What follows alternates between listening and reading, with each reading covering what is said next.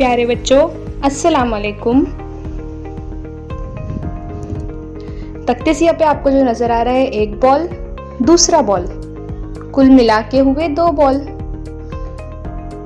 नीचे की लाइन में एक बॉल, 2 बॉल, तीसरा बॉल, कुल मिला के हुए 3 बॉल।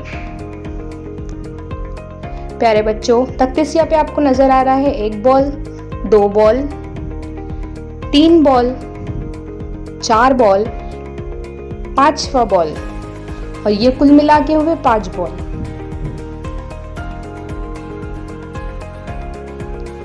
जो मिलाने का अमल हमने किया है इसे जमा कहते हैं।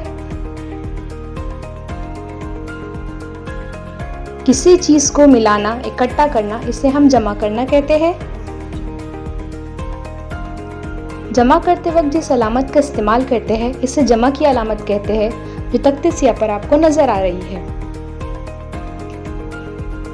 जमा करते वक्त हम इस अलामत का इस्तेमाल करते हैं जो तख्ते सिया पर नजर आ रही है। प्यारे बच्चों, आज हम बातों बातों में जमा करना सीखेंगे। खुदा हाफिज।